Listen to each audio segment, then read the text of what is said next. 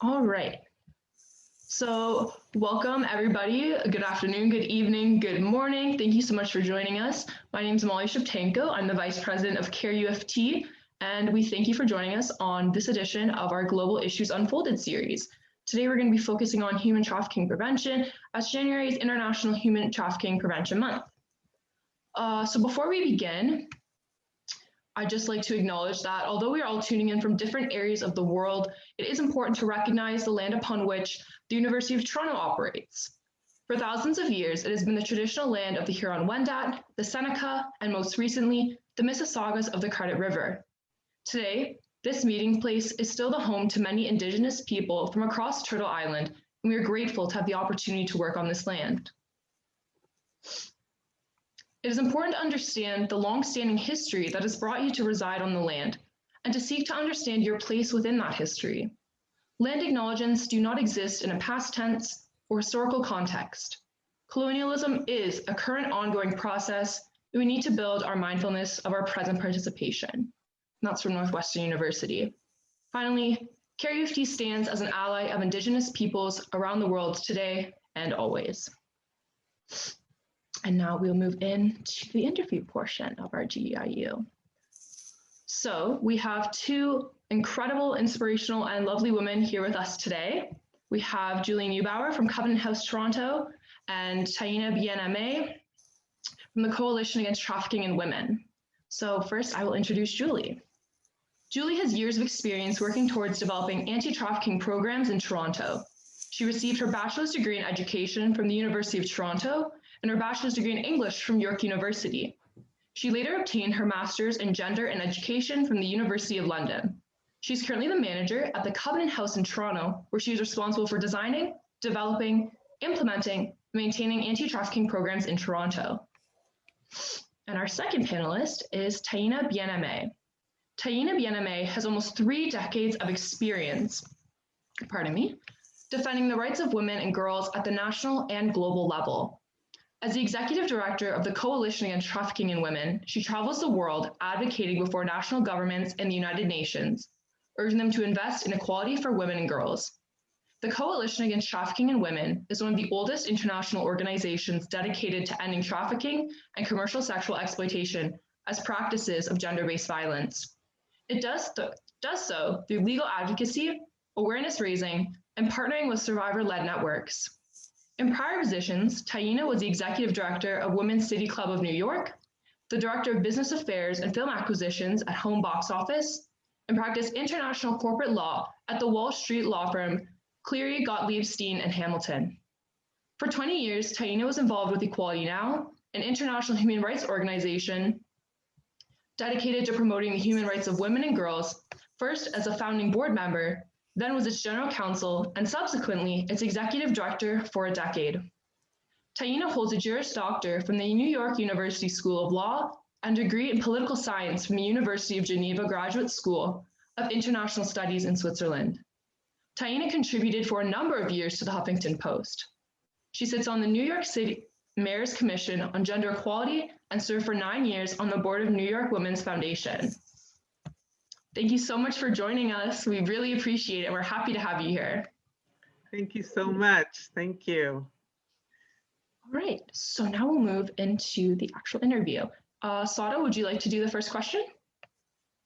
Yeah, it's a pleasure to be doing this interview with you. And we just wanted to start with the first question, and that is a brief question.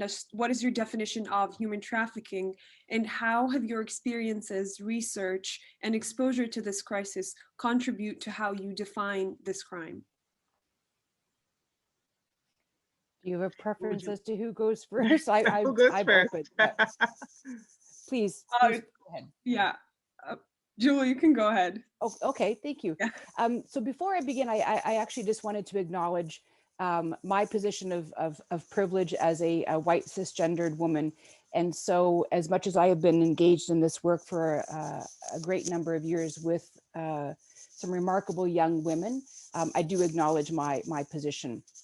I also wanted to clarify that as I define what I understand to be my experiences of human trafficking, for Covenant House's experience, it has been primarily sex trafficking and sexual exploitation and gender-based violence. So most of my responses and my thoughts, perhaps not my opinions, will be focused upon on that information.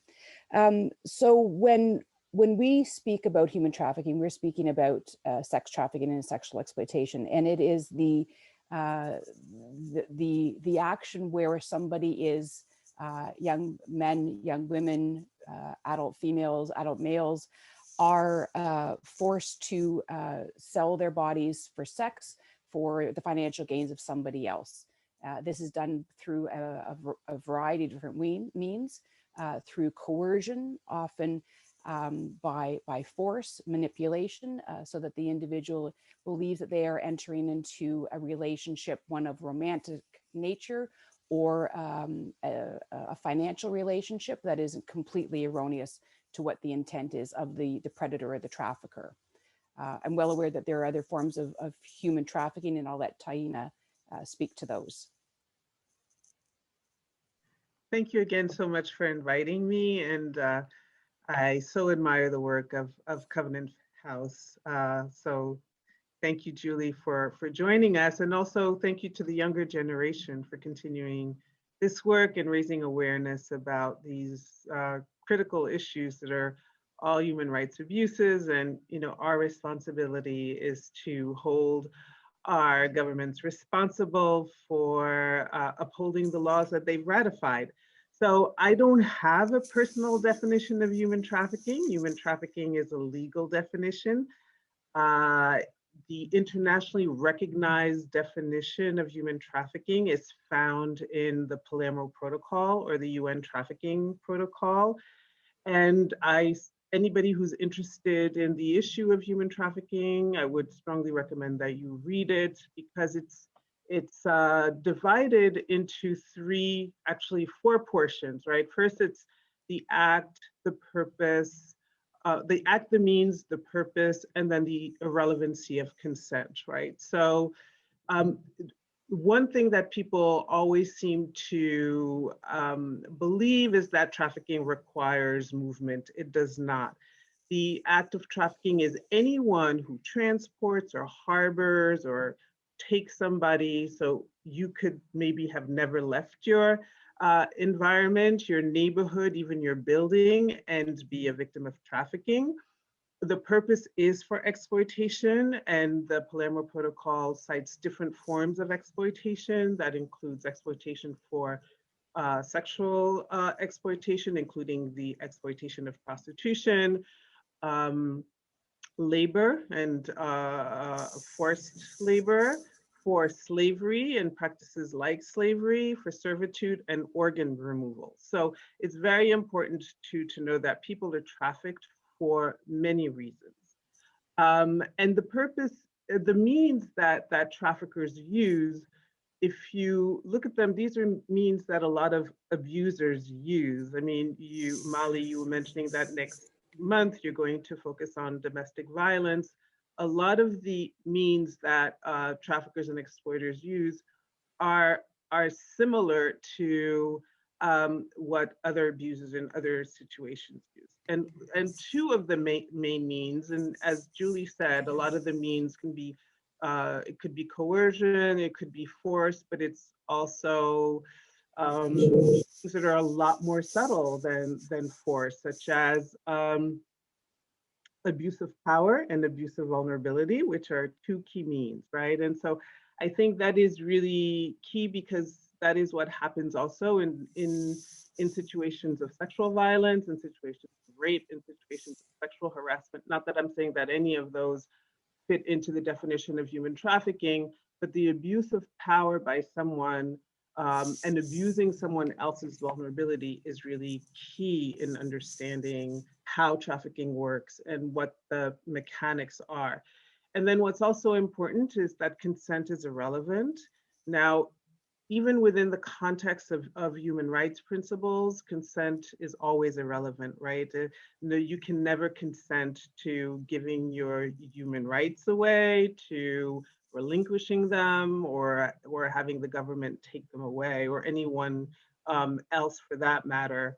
And then the fourth element is that if you are a person under the age of 18, which is defined as a child, none of the means are required. So if you are a child and you find yourself in the sex trade being bought and sold, you are by legal definition, internationally and also nationally, a sex trafficked individual. And that status as a sex trafficked victim does not disappear when you turn 18. So I'll leave it at that. Thank you so much for those definitions. I really appreciate your opinions and your knowledge, and also citing the relevant legislation. And also, I really want to elaborate on the point that you made, Taina, about the abuse of power and the manipulation and the idea of consent. It's not a question at this point when it comes to violation of human rights. Like, you can't consent, because a lot of people, like you said, when they're in a manipulative environment, they're like, oh, well, like, you know, I said it was fine, or, you know, they had it in my best interest. It's like, no, it's a human rights violation, and that's what it is. I apologize for not reading this prior to asking the question, but I did have a little bit of background just for our viewers who may not be too familiar with some of the definitions of human trafficking in the forms. So if it's okay, do you guys mind if I read that really quick? Please, yeah. Okay, perfect. Thank you so much. So the United Nations Office on Drugs and Crime defined human trafficking, or they talk about human trafficking involving the recruiting, transporting, transferring, receiving, holding, concealing, harboring, or the exercise of control, direction, or influence over the movements of a person in order to exploit or facilitate the exploitation of that person, like Julie and Taina had mentioned. Human trafficking manifests itself in many forms, which include sex trafficking, labor trafficking, which can be found in the realms of construction work as well as domestic and agricultural economies, coerced or forced marriage, forced organ removal, and child soldiers. According to the International Labor Organization, approximately 40.3 million people are subject to human trafficking, which has also been termed modern slavery. 24.9 million people are enslaved by forced labor, and 15.4 million have been subject to forced or coerced marriages. The United Nations Office on Drugs and Crime estimates that all of detected trafficking victims worldwide, that of all trafficking victims worldwide, 71% are women and girls, and 94% of detected sex trafficking victims are women and girls. So those are some very shocking and sad statistics, but it does provide people some background and just a little bit of food for thought. So with that, I will move on to our next question in understanding human trafficking. And I guess since Julie went first last time, Taina, you can respond first. What individuals are most at risk for being trafficked? Why is this so? In other words, like, is this due to histories of colonization, racism, sexism, etc.? Okay, very heavy-packed questions there, Molly. So first, I just wanted to go back to your statements around how many people are trafficked around the world. We crave statistics, and very often as human beings, we can't wrap our heads around an issue unless we have the data, for better or for worse, right? Which has significantly, I mean, I'm first and foremost a women's rights activist, so I know that it was the lack of data that for millennia really prevented governments from addressing gender-based violence and discrimination in a meaningful way. The ILO numbers, I have to say, are not quite correct, because it's not 25 million people who are trafficked for forced labor. And there are many UN agencies and governments that estimate that 25 million people are trafficked, but it's both for labor and for sexual exploitation. And then the ILO unfortunately added 15 million to that number, that to focus on girl marriage, forced marriage, which in our book is not forced labor. It's part of the violence and discrimination against girls in particular. So I just wanted to clarify that. UN agencies can only issue numbers based on what governments give them.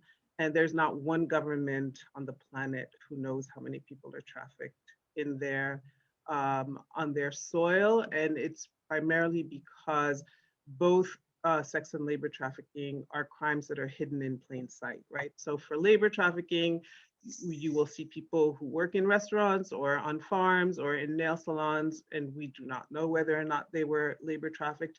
And in terms of sex trafficking, we have a very rich culture of accepting the commodification and sexualization and selling of women. I mean, the sex trade, including prostitution, is very much part of our culture. And so a lot of the sex trafficking, because that's the end destination of sex trafficking, is the sex trade, is also hidden in plain sight. So the Palermo Protocol's full name is the Protocol to Prevent, Suppress, and Punish Trafficking in Persons, especially women and children. And there's a reason why it's especially women and children.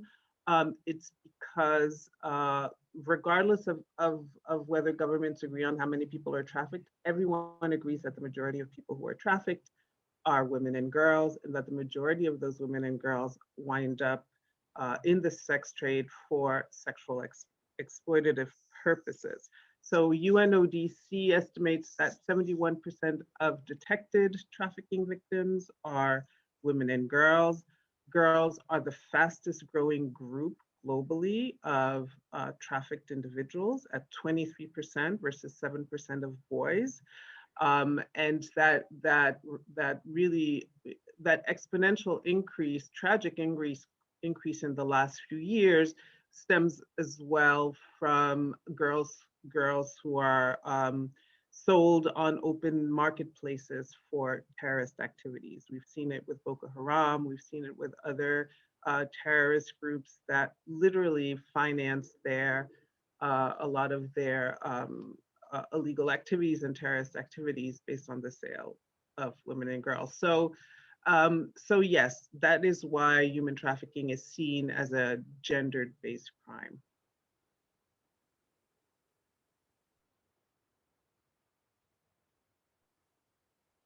And I'll leave it up to Julie to. Sure. So when you're asking about the vulnerabilities and what if there is a particular group, as Taina says, that it tends to be women and girls. When we started this work back in 2013, we had a pretty narrow understanding based on our experience at that point about who victims were. And part of this work you talk about the evolution of understanding human trafficking and sexual exploitation. Part of that evolution has been for us as an organization and for the provincial and national communities, larger communities, to change the language around words such as victim, survivor, lived experience. And again, part of that is around who is a victim. When we first started doing our training, we had a slide to kind of echo what our experience was and who we were seeing at our doors, which was a bulleted point.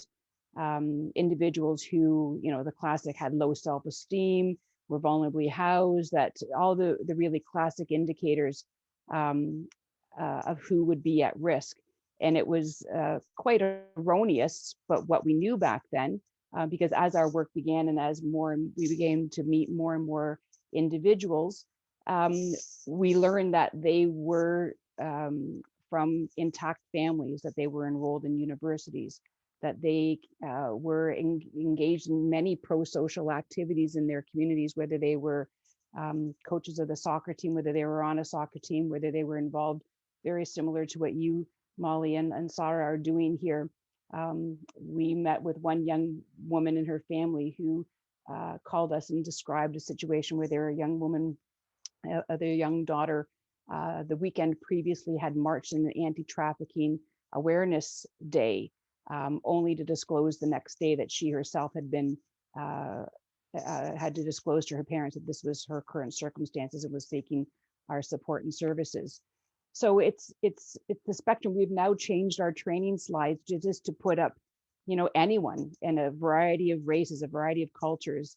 Again, we've adapted that. We used to have just primarily females, and we're meeting more and more young men who are haltingly telling us the narrative. And I think these moments of conversation where more and more people are understanding still what human trafficking is, what sex trafficking is, that to peel back the shame and the judgment around disclosure, around self-acknowledgement for young women and women, that it will be a slower climb for those individuals who identify as male to acknowledge that this is something that has happened to them or that they're engaged in. So when we talk about vulnerabilities, a lot of those same do remain, oppression, poverty, access to resources. Sometimes it is families that are in distress, mental wellness, substance reliance. But again, as we know, for our experience in sex trafficking, that the predators and the traffickers look for some gap in an individual's presentation desire, whether it's being a sense of belonging, whether it's a desire for desire, whether it is individuals who are on the spectrum of atypical neurality, whether there's something that they are filling a gap, whether it's, and again, we're meeting a lot more young women who under the age of 18 are entering sex work by their perception of what choice is.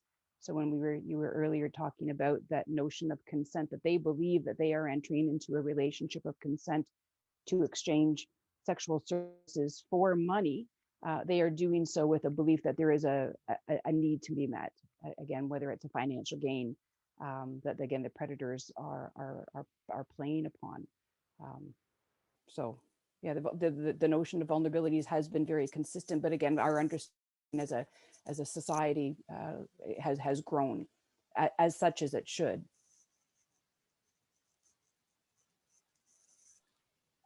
Just to build up of that as well, both of you have talked about the differences in vulnerability and the differences in the victims. And I was wondering, like, how can we as activists, advocates, and average citizens in conjunction with governments work to eradicate forced labor and exploitation? Or in other words, what are the global demands that have resulted in people exploiting other people for profits? And how does that differ while we put into consideration the the differences in vulnerability and the differences in the victims as well?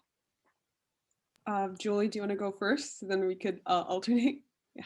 Well, I think that I will probably just give a very high level preamble to what I really believe Taina has a much richer understanding from a global perspective. But I think that first and foremost, just these ongoing kind of conversations at a local level, I'm continually agog of the fact that people still aren't aware that this is a real issue, whether it's locally, domestic, or abroad.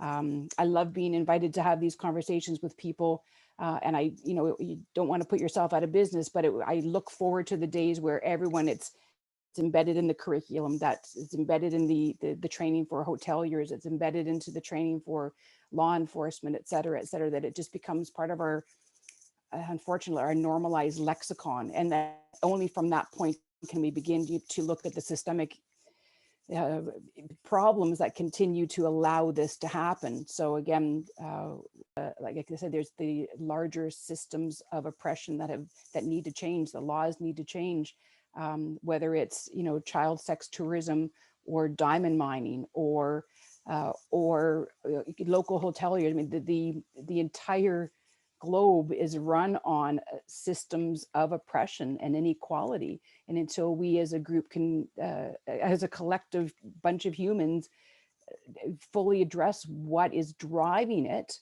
that things are going to remain the same. Locally, we still are really uncomfortable talking about the notion of demand, that we continue to put, a lot of prevention programs and support programs, and a lot of,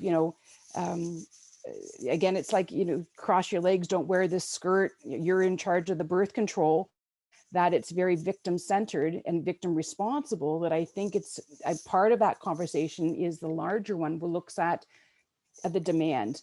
You can't have so many, Jeffrey Epstein, Netflix, I mean, it's more than just that. But again, it kind of scratches the surface to what's really driving so much of the belief that it's one human being having the power and control and belief that they can exploit somebody else for their own means, whether it's for sex or whether for it's a commercial gain. I think that we've had moments in our history where the focus is on the sweatshops and don't buy your Nikes here and don't buy your, H&M clothes there.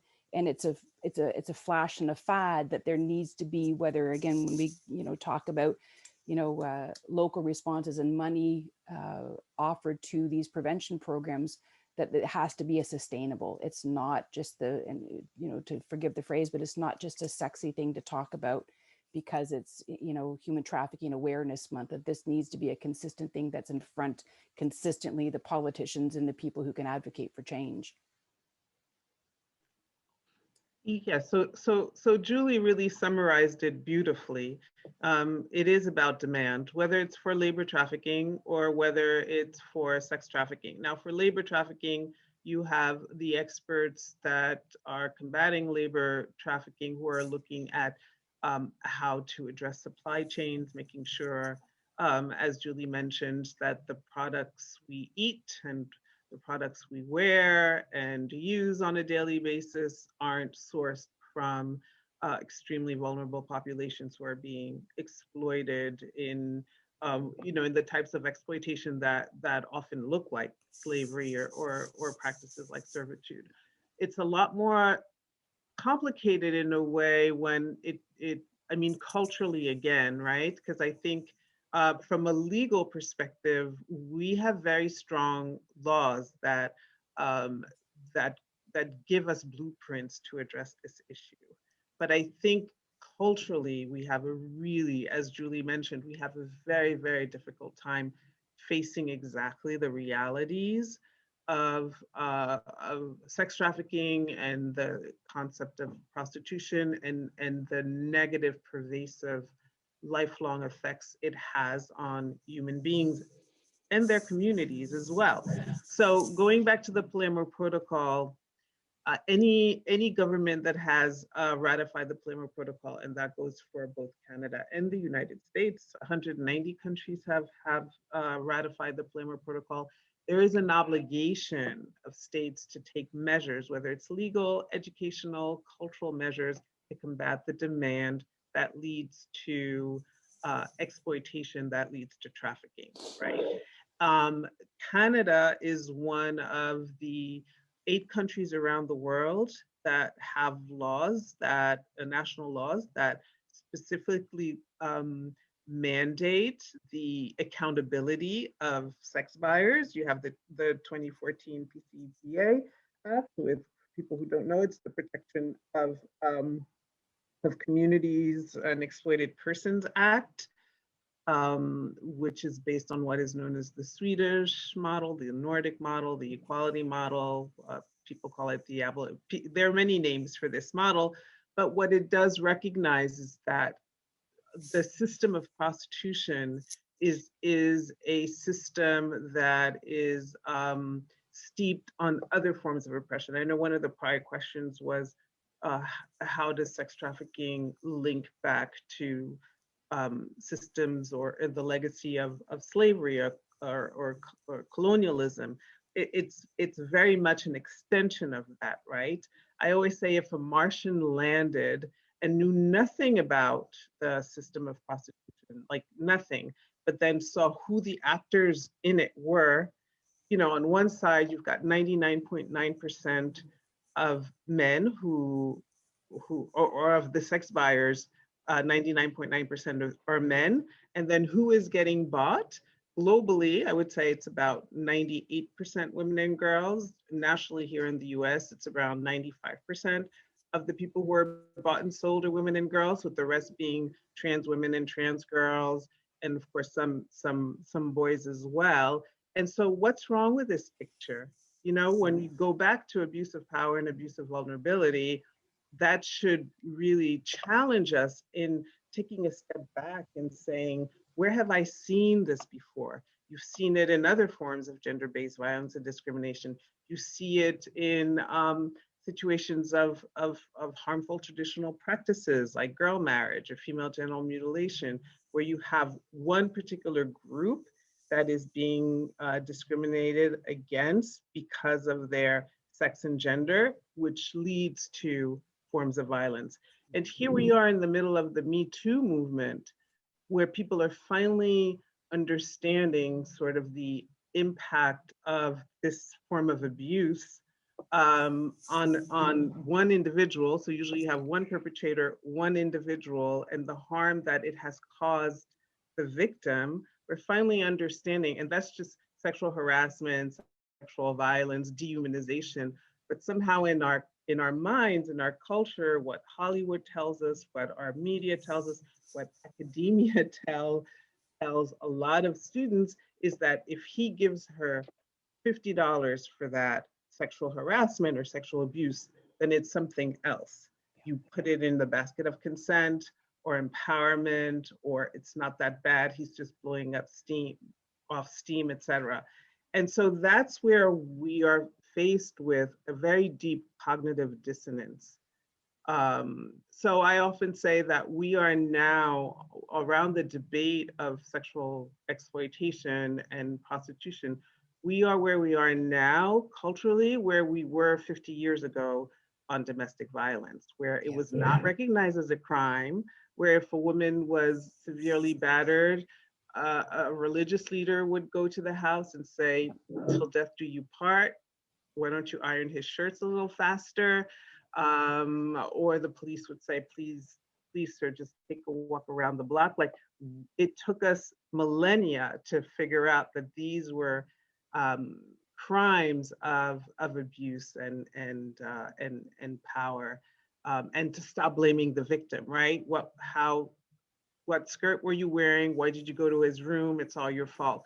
So that's where we are now. And I think that's the struggle, especially for your generation, Sarah and Molly, where you have been indoctrinated by, the generation of pretty women where, and I won't list the plethora of shows that really push the cultural narrative into looking at a system only from the perspective of whether or not she's 18, whether or not she enjoys it, whether or not she consented to it, whether or not she's making enough money for it. Those are the wrong questions, right? We have to look at the entire system and who are the actors and what are the elements that are contributing to this multi-billion-dollar global industry. And there's such an insidiousness to what you just made me think of. What you've just described is, Molly and Sarah, exactly, that you are had been exposed to the glamorization. The Julia Roberts falls in love with him at the end of the day. That there's a redeeming nature to the exchange. We are seeing another, and I hinted to it a little bit in my previous response, that we're seeing more and more young women drawn to within the Me Too movement, which is a sense of second wave, third wave feminism of sexual empowerment. And we're hearing more and more narratives from these young women around, the 17-year-old and her buddy who have disclosed to the high school, gym teacher that they're going to go off to Niagara Falls because they want to earn, they can do a hotel blitz and $1,500. But it's my body and I'm choosing, and that's backfilled with a subculture of youth around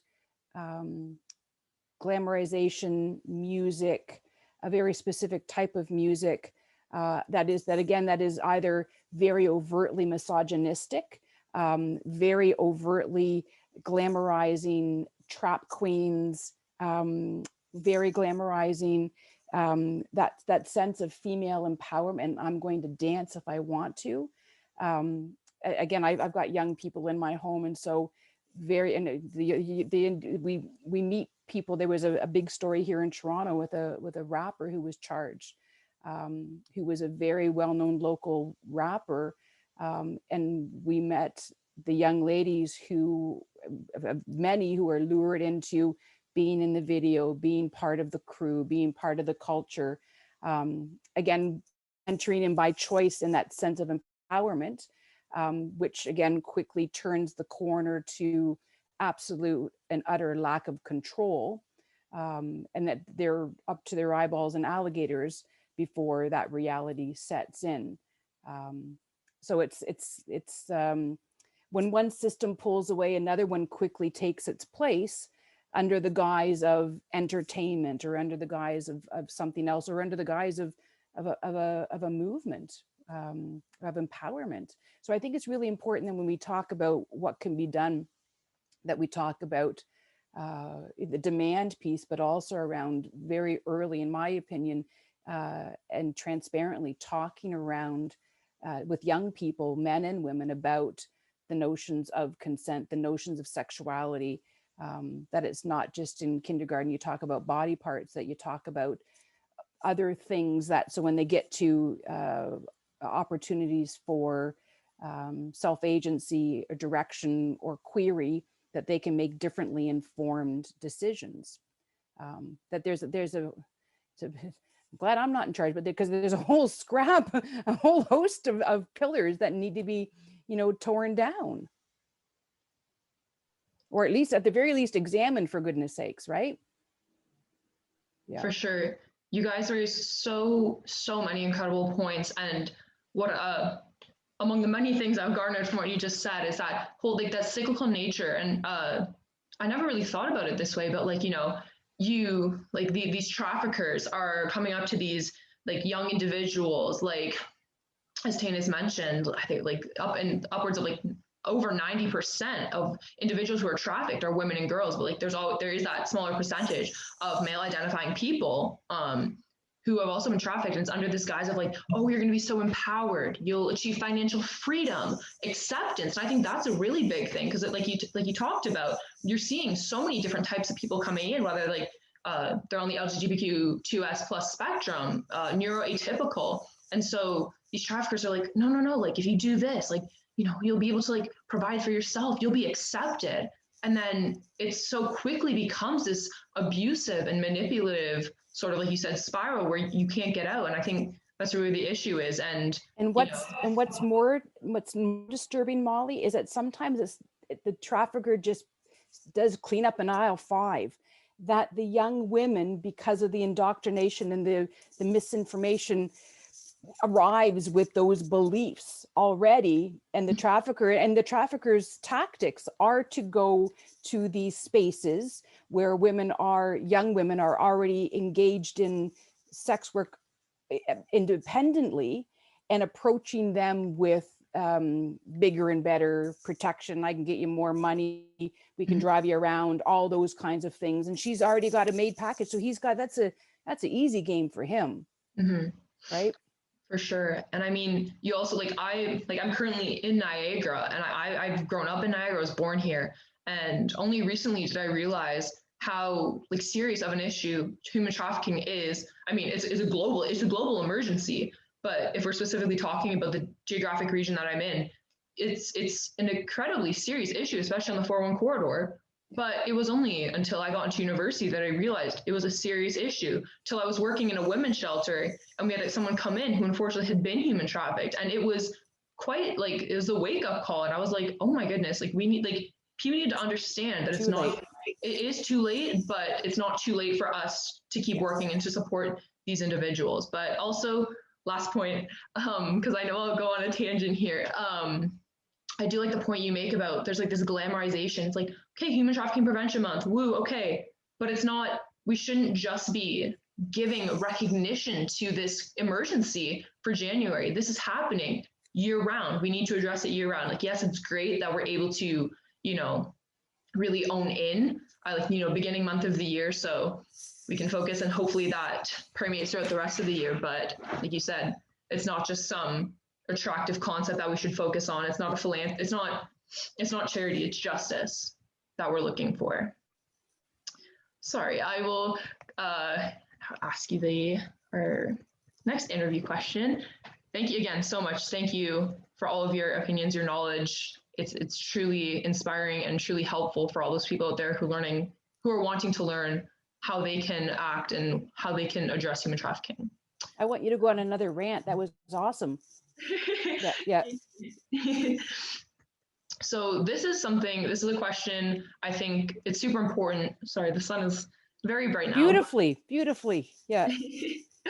So what is a common misperception about human trafficking? And pursuant to the first question, what is the truth behind this misperception? So like, what is the actual reality? And I think, Julie, you went first last time, so it's okay if we pass it on to Taina? Absolutely.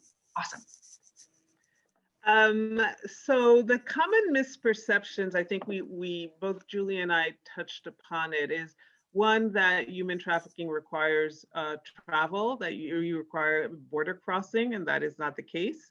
The second is also the lack of understanding of the means of trafficking, like force is not required. I mean, we gave a lot of examples. Julie gave a lot of examples of you know, what we would call the sugar boy situation. And speaking of which, you know, speaking of consent and so-called agency, the sugar dating sites, you know, being a sugar baby or a sugar daddy online is very, very, very pervasive and prolific and attractive. And what it does is that, and it is a form, I mean, I have no doubt that the people who own these websites, who profit from sugar dating, are also violating human trafficking laws without a doubt, because they're profiting from the prostitution of others. Yeah. And they're fostering sexual exploitation. And what really makes it difficult when we go back to the person who is being exploited and bought and sold is that she signed up for it.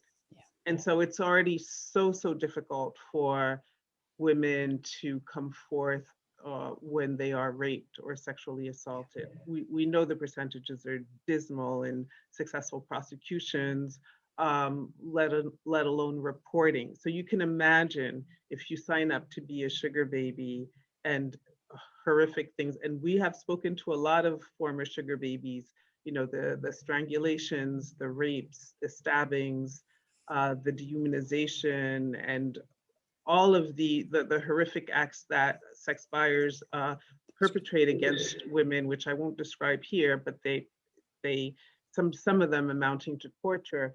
It's very, very difficult for a young woman to come forward, because the first thing a prosecutor would say is, honey, you signed up for this. Like, what can we do?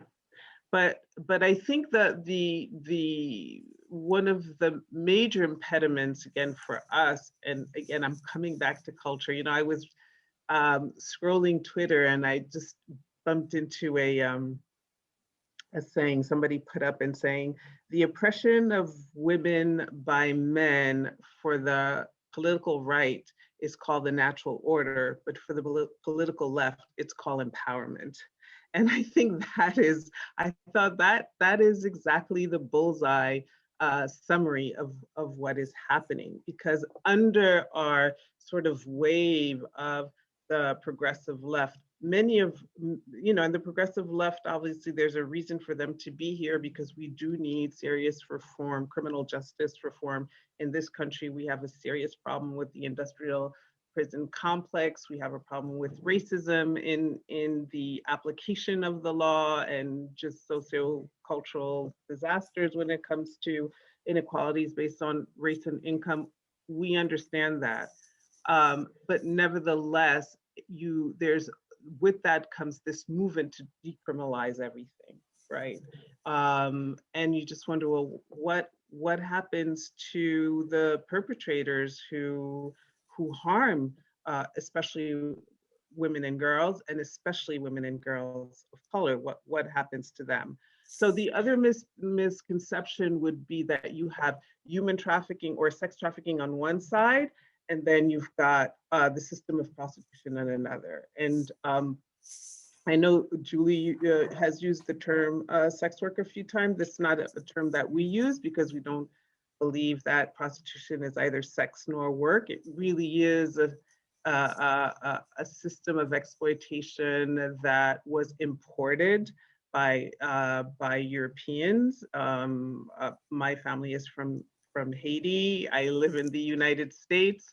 If you talk to our Indigenous sisters, whether they're in Canada or the United States, they have not yet found a word for prostitution. They haven't found the concept of prostitution in Indigenous languages. It is the first thing Christopher Columbus and his men did when they landed, both in Canada and in the United States and the Caribbean, is to prostitute and rape the Indigenous women. And so that, and also it was a way that the enslaved population in the United States was able to flourish, right? It was by the forced pregnancy and the prostitution and rapes of women of African descent. So there is, and I've visited brothels in Nevada and elsewhere, and when you see these women just line up, it is like lining up on an auction block where the man just picks and chooses like which string bikini he prefers or not. So you know, and a lot of people accuse us, our movement, of conflating sex trafficking and prostitution. But it's not conflation, it's just that it's linked, because if you didn't have a vibrant sex trade as the end destination, there wouldn't be any sex trafficking. So we're not saying that everyone who is in the sex trade has been trafficked. You know, we can acknowledge that there is an infinitesimal percentage of people who don't have childhood histories of sexual abuse, who weren't sex trafficked children, who didn't show any of the acute vulnerabilities that led them to the sex trade. You know, that is possible, but the vast majority of the people that are found in the sex trade are people who have these histories of displacement, of foster care residencies, of being members of the most marginalized communities in the planet. And just to give you some more concrete information is that Black women and girls constitute 6% of the US general population, and in some jurisdictions, those who are being bought and sold range anywhere between 50 and 70% of that prostituted population. The same in Canada, where Indigenous women represent what, percent of your population, and in some jurisdictions represent 70% of the women who are being prostituted. So those are the conversations that the connections that we're not making. And so our assumption is everybody who's in it is fine. We're only talking about the people who are locked in a basement, chained to a radiator. You know, that's human trafficking. That's not what human trafficking looks like. I mean, obviously, there are some instances where these things happen, but it's a very complex system that has many forms of trafficking.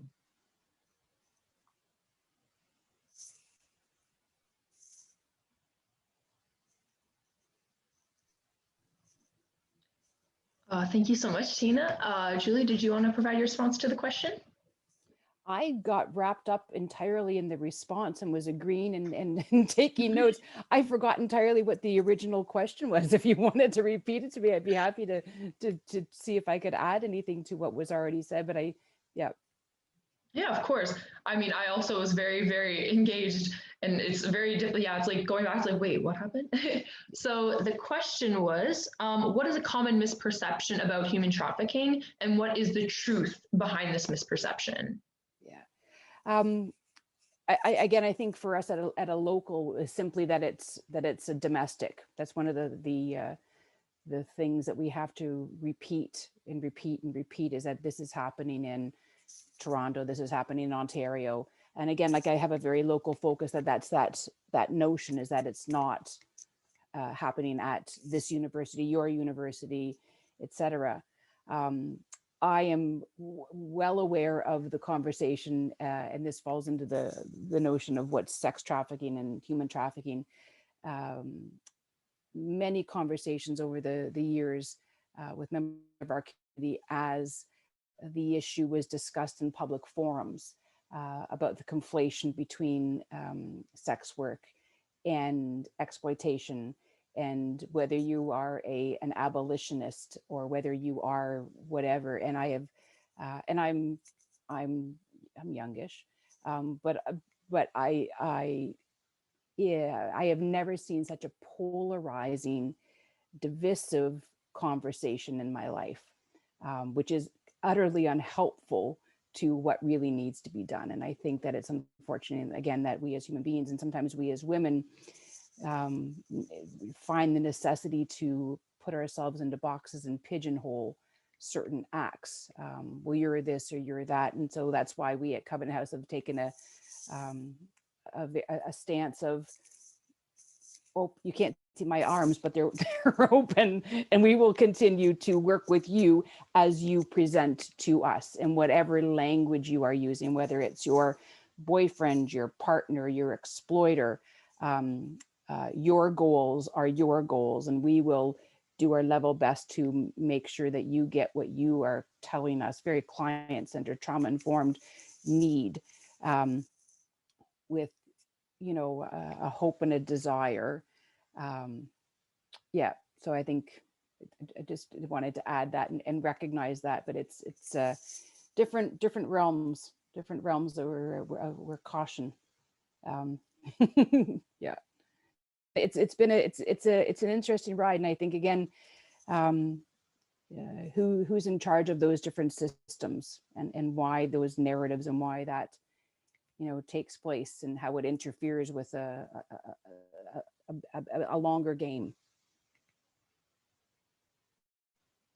Thank you so much for your responses. They've been very, like, they made me think of it in very different ways that I've never really thought about before. And Me too. while you were talking, yeah, it is truly enlightening. And while you were talking, you mentioned a lot of stuff, and like a lot of what you were saying is the interaction of human trafficking with other factors as well. And as you were saying that, I thought of the interaction of human trafficking with terrorism, and with the rise or like increase of terrorism.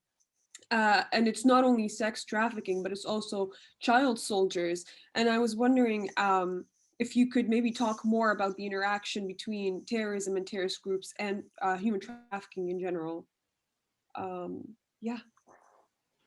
So what's important to note is that the Palermo Protocol is a protocol, meaning that it's attached to an underlying international covenant. And that covenant is the Convention to Combat Organized Crime, right? So it has 4 protocols. And so you have arms, and you have drugs, and you have human trafficking. And very often, at a global level, but even at a local level, very often traffickers do all of the above, right? They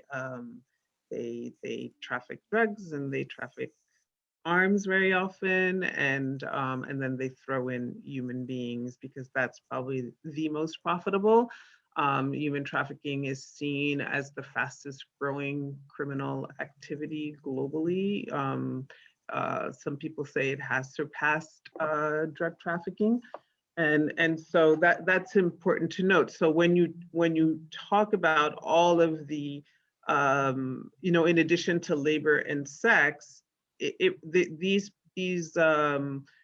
criminal organized networks, or even if it's local profiteers or local traffickers, they try to maximize their profit based on the vulnerabilities that are at their fingertips, right? So if there are children to be exploited and you're in a situation of conflict, yes, you will have children trafficked by terrorist organizations or guerrilla groups for child soldiering, which are mostly boys, and then the girls will be trafficked for sexual slavery, or forced marriages, etc., or sex trafficking for that matter. So yeah, it's all you know, it's an equal opportunity of criminal activities is what it is. So there are many, and then one of the special rapporteurs of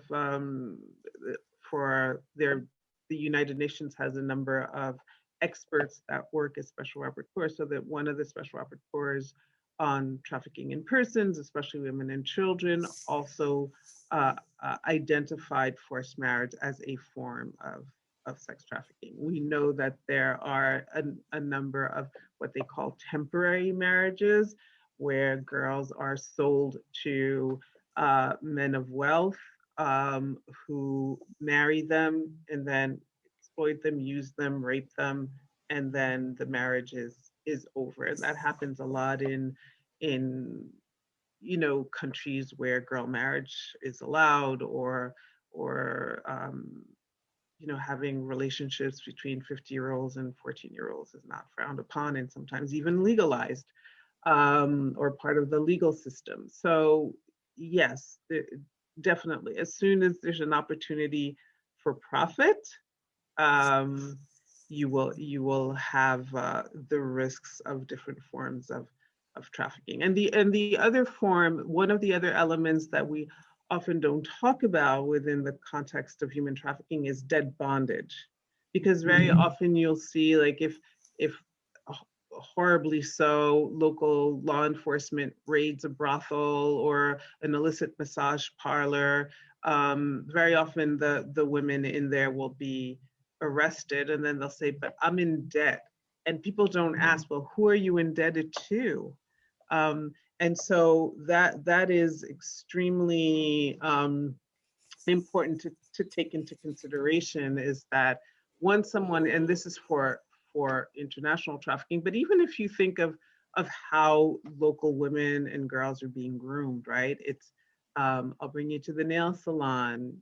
Oh, you've never had a birthday cake. I'll give you a birthday cake. I mean, Julie is probably much more of an expert on sort of the means that these traffickers use. And they also don't need to be male, right? It could also be a female acting as a mother figure who offers protection, and I'll take care of you, and you look just like my daughter, you're my little sister, etc.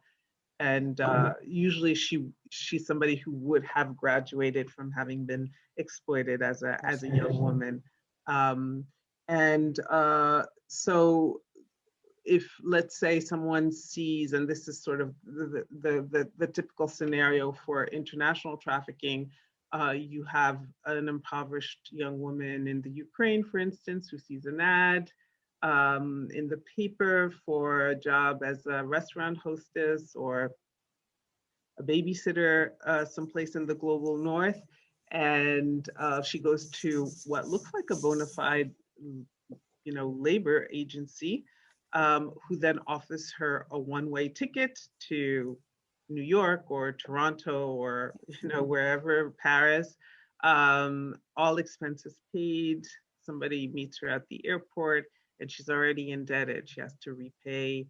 She has to pay for her room and board, and she has to pay for her plane ticket, and they know where she lives. And so, and that's when the force happens, right? It's in the first 24 to 72 hours. So when that brothel is raided 6 months later, a year later, you cannot, law enforcement and a prosecutor would have a very difficult time proving that force, fraud, or coercion occurred, because there was no gun to her head at that point. The doors were open, she was free to leave. And so there's also a lack of understanding of sort of the psychological coercion and all the self-esteem issues, et cetera.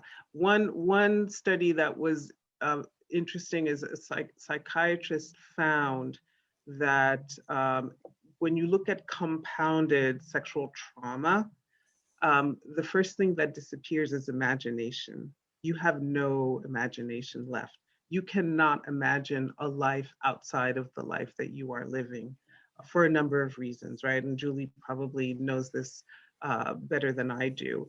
And so these are all the elements that, direct service providers and law enforcement and governments and advocates need to put in their basket to understand the complexities of human trafficking and understand how the perpetration of sustained and systemic violence and dehumanization does to a human being. And I just wanted to add that when we're talking about terrorism, just to plant these two seeds, to take it back to the foundation of systemic inequality and oppression, to look at recent incidents in Ontario or in Canada. There was a van attack where a gentleman, an individual, drove his vehicle into a number of human beings, and the trial just ended. That he spoke about the notion of incels and an underground, or not so underground, subculture of males who believe women to be utterly subservient and undeserving, and which led him to act upon and complete the act that he did, and also with the December 6th, what happened in Quebec with the at the Polytechnic with the individual who went in and took the lives of so many young women. That there is this kind of domestic terrorism that continues to occur, and again, the belief systems that lead the actions remain relatively unchecked. Those systems, the conversation, it goes back to the demand, it goes back to those larger pillars. So whether it's abroad and very clearly, illustrated by yourself, or whether it's very local.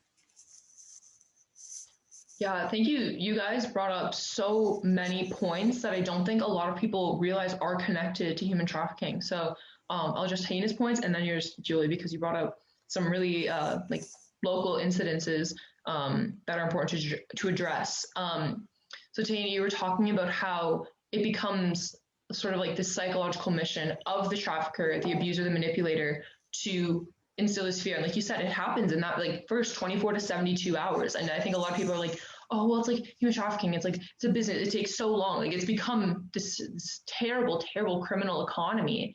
And people are like, oh, well, like, it's such a big thing. How can it happen so quickly? And it can, because of the fear tactics they use. When I was working at my local women's shelter, I watched this film. It's called Human Trafficking. Donald Sutherland is in it. I can't remember who else, but I mean, there's a lot of those movies out there, like Taken and different things that don't necessarily address the realities. I apologize, that's Sada messaging me on Facebook, if you can hear that.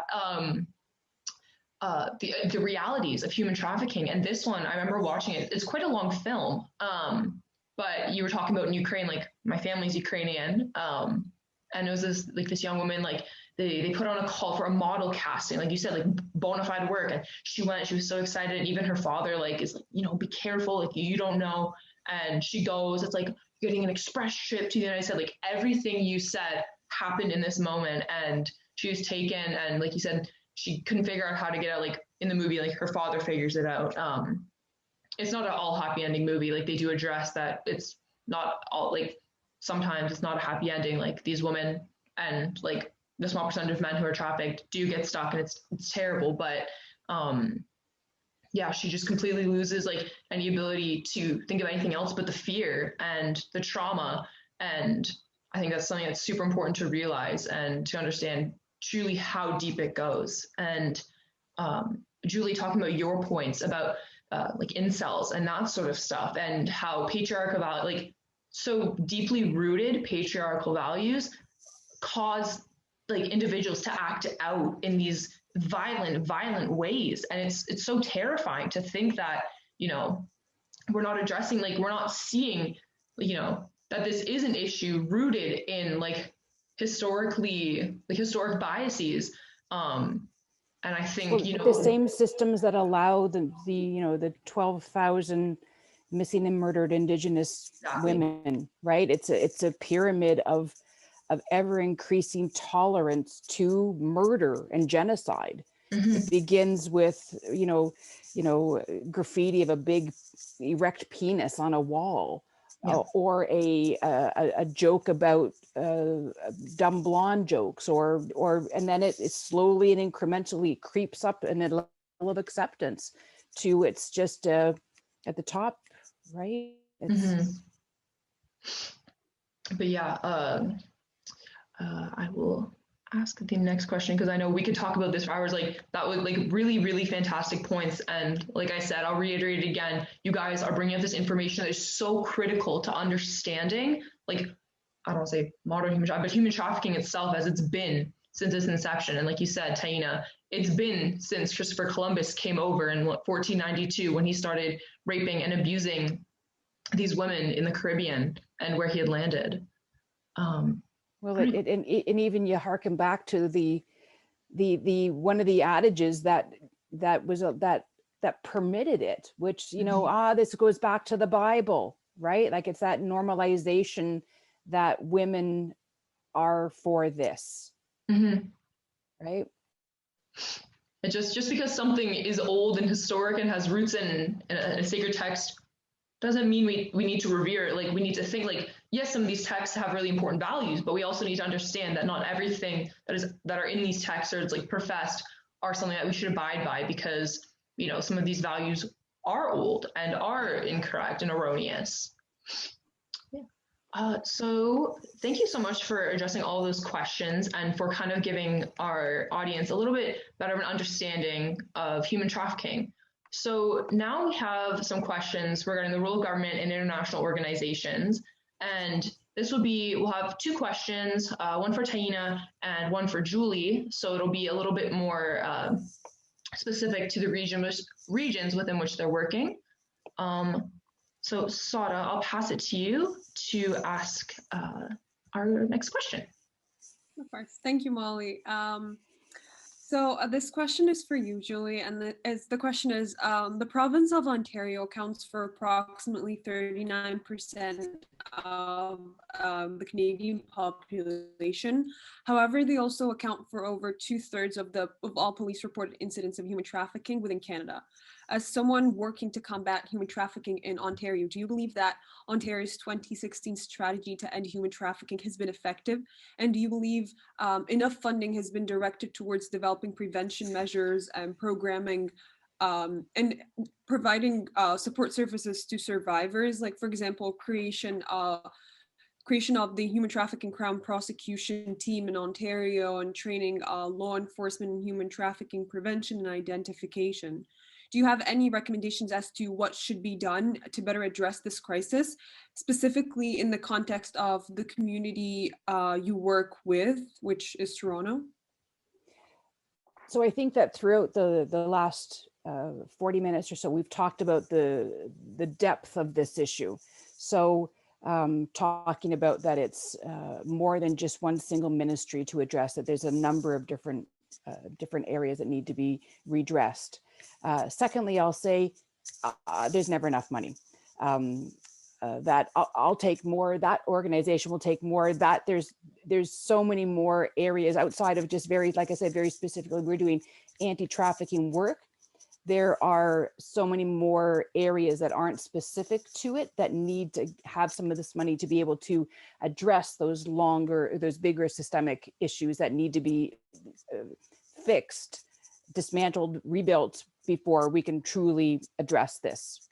Again, we've been at this since 2013 very intentionally, and we notice a marked difference in these services to survivors since that time, whether it's the city's strategic response or whether it's the provinces through the creation of the PATCO office, the Provincial Anti-Trafficking Coordination Office. There's always room for more. And as I said at the very beginning, it can't be a flash in the pan that this $307 million that has been released, and we again, fortunately, have been able to receive some of it for 5-year funding.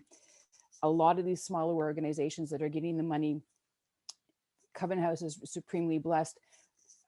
Others are not. That what happens when this money dries out? What happens when this wave of funding and another government comes in with another agenda, with another focus? And again, that's why that I said at the very beginning that needs to be an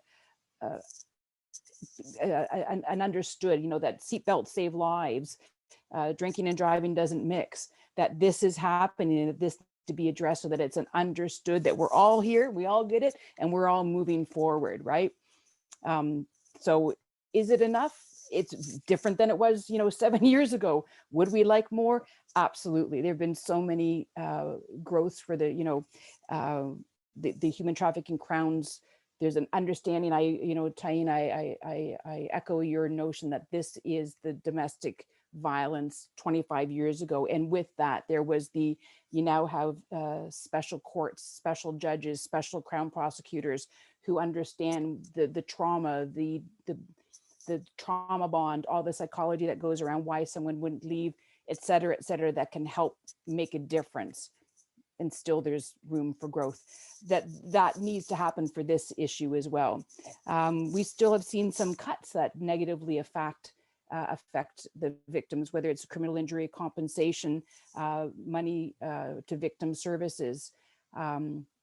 There needs to be more integration, specialized workers within the Ontario Works, ODSP. So again, that everyone understands fully what this is. So whether I'm issuing a municipal license or working somewhere else, I understand what this is, and I can help identify, I can help provide resources and respond in appropriate ways, so that I don't get it all mixed up and muddled in my head that you're just a prostitute, or that that all that kind of stuff is cleared up for everyone.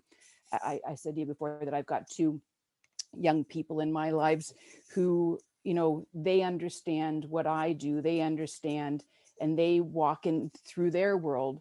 I remember years ago, one of them came home from a friend's house who said they were playing this particular game, Grand Theft Auto, and he said, "Mom, they were killing, victims of sex trafficking in this game." I'm like, wow. And so it was just that he has that language. He knows that a variety of things, but that they won't buy sex. I'm saying that very assuredly, right? But that's exactly it. So it's not just a female issue, that this is that you have to talk to these young boys who are either going to, be the ones who are trafficking. You have to address the issues of oppression as to why certain communities, that's what they got, right? It's intergenerational oppression and looking around as to other options. So the money that's been given for very specific anti-trafficking is a good start. But again, like I've just, hopefully illustrated, that it's not just a women's issue. Thank you so much for answering that question and providing so much interesting context. And I really appreciate you have this solution oriented mindset where we need to look at the younger generation, what they're being exposed to, and how we can increase the education that they have, and with regards to what they're consuming. So thank you again for your response. And now we will go to the question for Taina.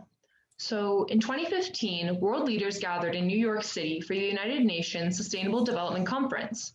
At this meeting, the participating countries accepted the 2030 Sustainable Development Goals. 2 points in specific relate to the crisis of human trafficking, targets 5.2 and 8.7.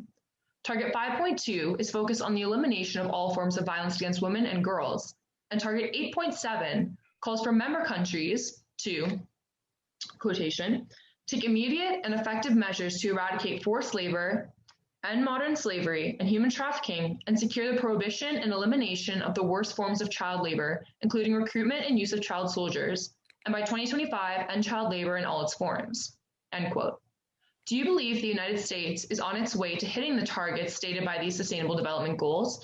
If yes, please explain why you think this is so. If no, please explain what measures need to be taken in order to reach these targets. Thank you for that question. So briefly, because this is, a day's worth of conferences.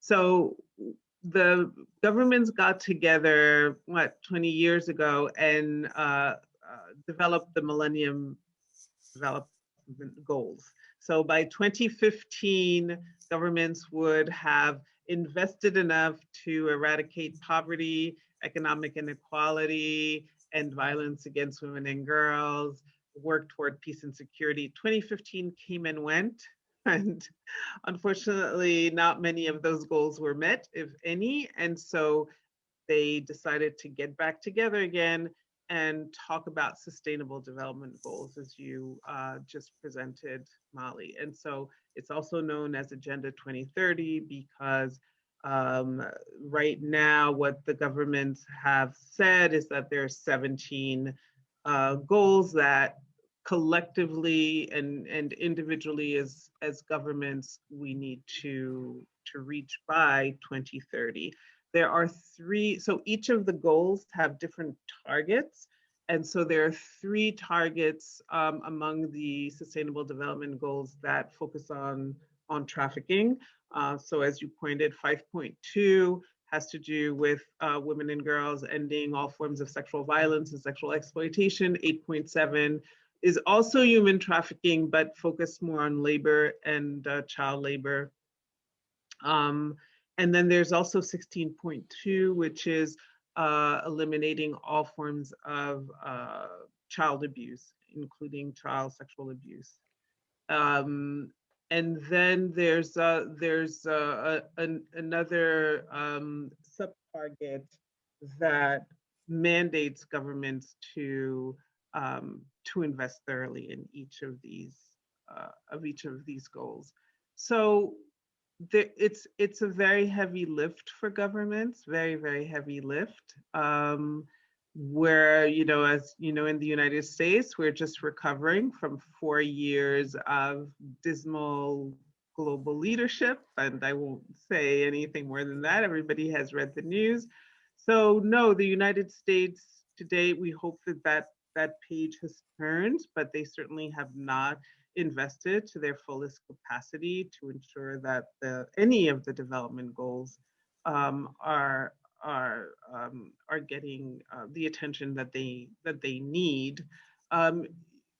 You know, we do our work. I mean, I had a nonprofit organization. We work with grassroots organizations.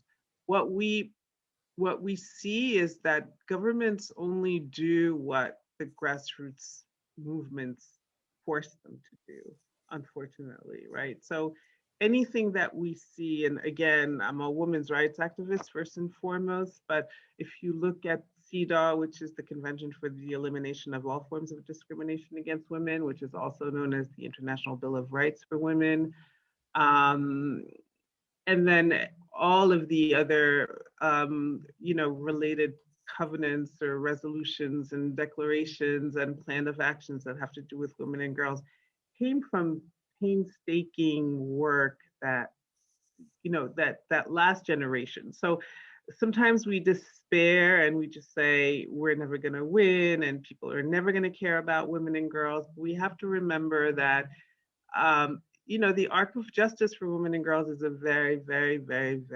long one. Like in my lifetime, because I was fortunate enough to see my grandmothers alive, they couldn't get a credit card. They couldn't purchase property without the authorization of their husbands. In their respective lifetimes, you couldn't go to any faculty that you wanted. You couldn't keep your name if you got married. I mean, the list is long. So we have to remember that the concept of equality for women and girls is a very elusive concept in the history of humankind. Very elusive. We don't know what it looks like. We don't know what it tastes like. We don't know what it feels like. And I think that's what we're struggling with, like, what does equality for women and girls mean? The Universal Declaration of Human Rights is a beautiful, I recommend everyone to read it. It's an aspirational document that basically codifies what it means to be human, right? So it's the first international codification. It's not a binding document, but it's a document that all governments have agreed to look at for their own, you know, national aspiration that everybody has a right to live a life of dignity, the right to live a life free of violence and free of discrimination. And of course, there are other rights, right, like education and housing and right to health, et cetera. But for women and girls, what's important to remember is that human rights are indivisible. And that is what our governments do not understand. So you'll have some countries where yes, you have the right to go to school, but you don't have the right to marry who you wish or at what age, or yes, you can, you have the right to marry who you want, but the right to equal political representation or equal pay is not Decide there. what happens to your pregnancy. Exactly, Yeah. exactly. So, and it is about reproductive, like Gloria Steinem always says, the struggle about equality for women and girls is always about a woman's reproductive um, health and rights, right? It's that access to it is the access to women's bodies, however which way you want to talk about it, whether it's female genital mutilation or reproductive rights or prostitution. It is always about male sexual or government sexual access to women's bodies. And so that's the struggle. That is the struggle. And we are I have to say, my sons are your age, and I see how they are being indoctrinated, not just by media, but by academia. And so it is both. I mean, your generation gives me enormous hope because I work with a lot of young people who, like you, have a vision for equality and an understanding of how to get there. But there's also this um, you know push and pull factors that try to bring back women to a very subservient place in society, and then they put it in a beautiful bow and then call it empowerment and consent and etc. So the struggle continues, but all that to say is the investments of governments into the sustainable development goals is part of the package. It's all part of the package. And so we can't, obviously no one person can do everything, but collectively as a global movement to protect and promote the rights of women and girls, we each have to take a string and just keep the pressure up. It's a big boat to turn around, right? And to your point, I mean, of 60 years ago, 100 years ago, that we're battling something that has been thousands of years ingrained and systemic, and in these moments where there is pushback, there is resurgence of certain dogmas and ideologies, it's haters are going to hate, and they get real PO'd when they're threatened. So that's kind of like an indicator, right? Like, so when the bushes start to rattle, that means someone's doing something right? So that there is that agitation. I would also add that what we have to be careful about is that representation does not mean equality. So now we are seeing a fantastic celebratory rise of women in politics. Like 6 out of the 8 Baltic states are headed by women. We have our first in the US, the first woman vice president, et cetera. And these numbers of women in all kinds of fields are increasing, but representation does not mean equality.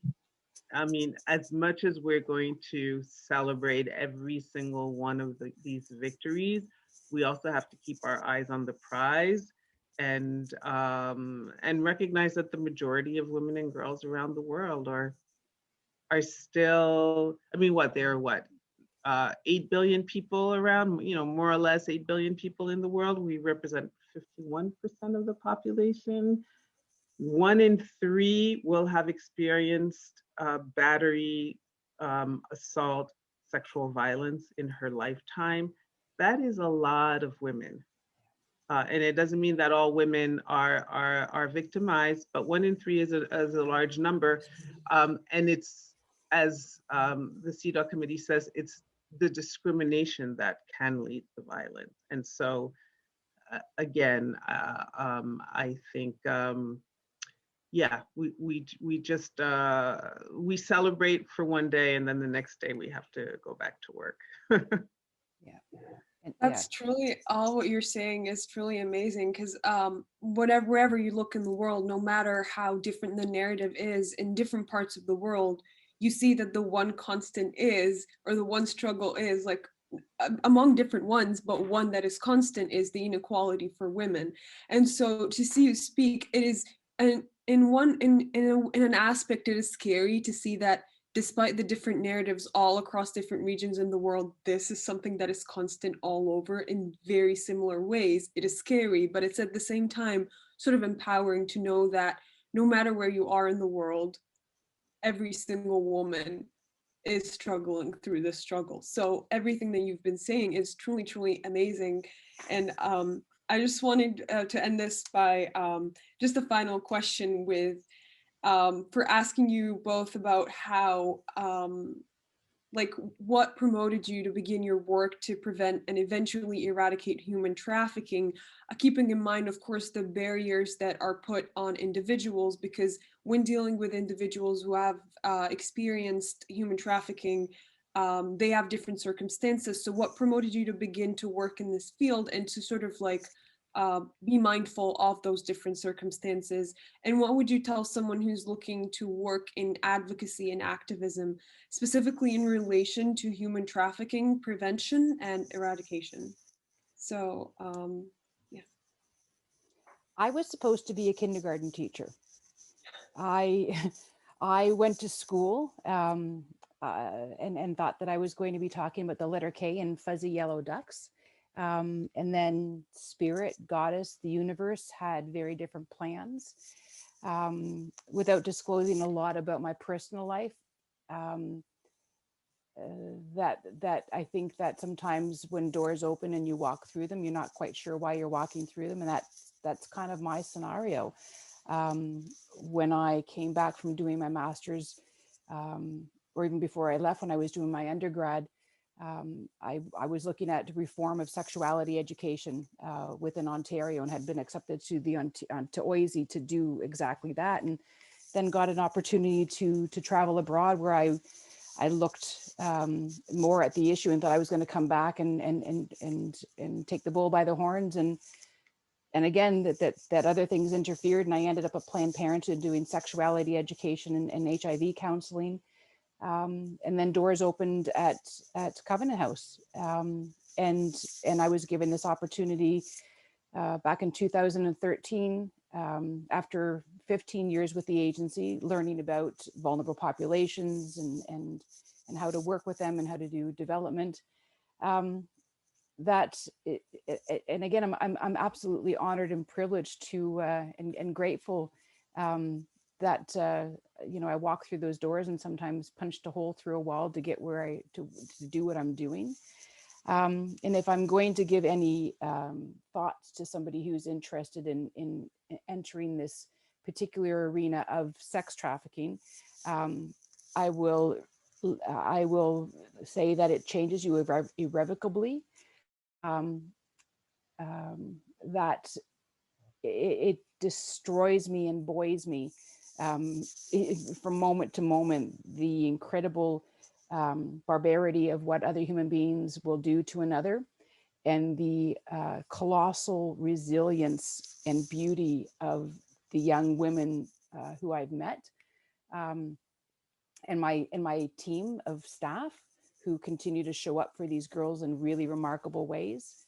And I'm grateful to whoever brought me here, to continue to have these conversations with the likes of you, and to meet people from places outside of my own community. So always grateful.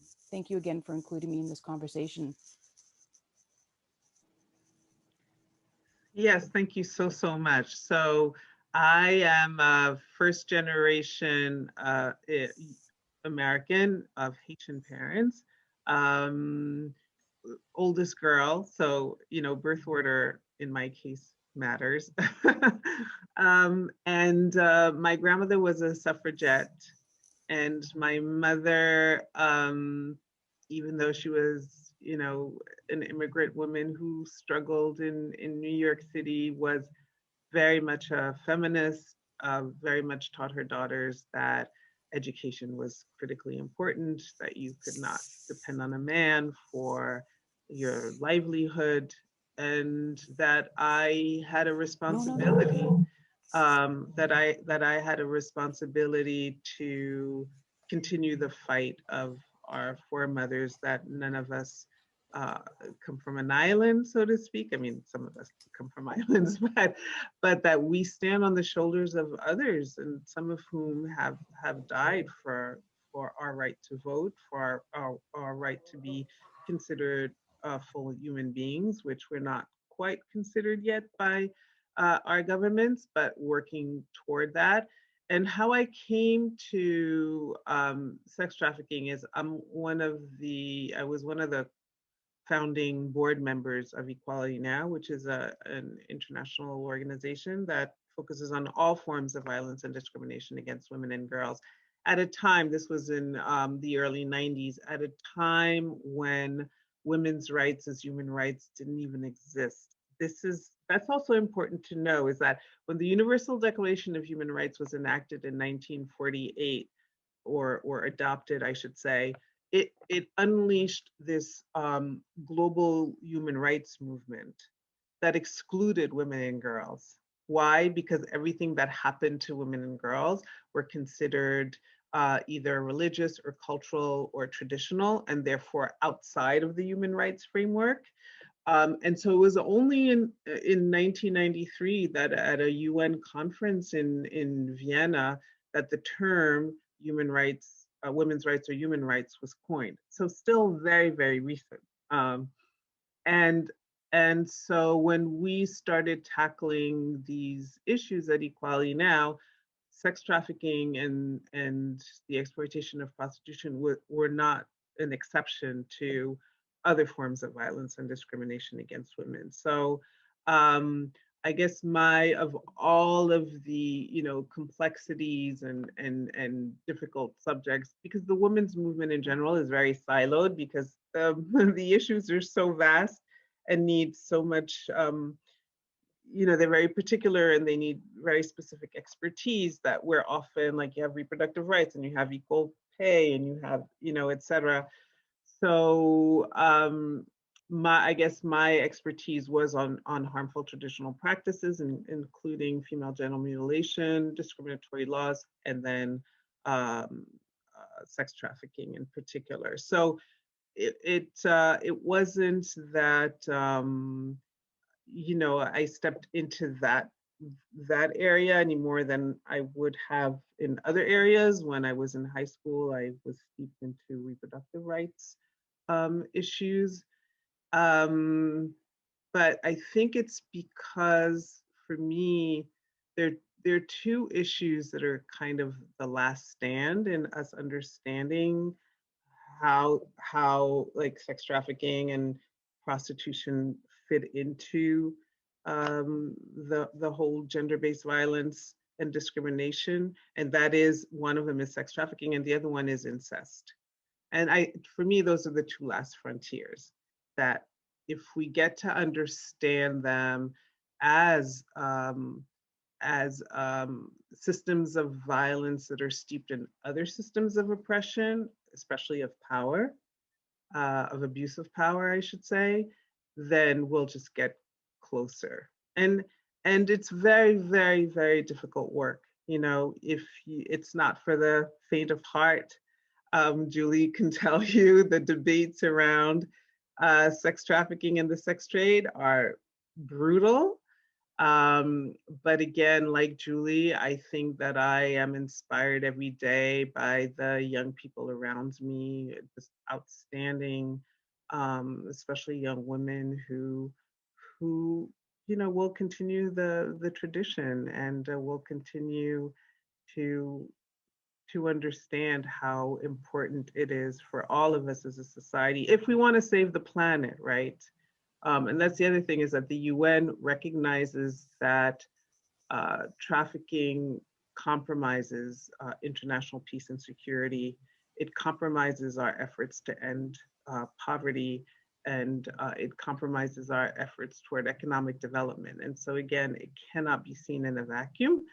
And so that's the struggle until, you know, until we can't do it anymore, is to continue the conversation and advocate for laws and policies that end it. And thank you for this extraordinary opportunity.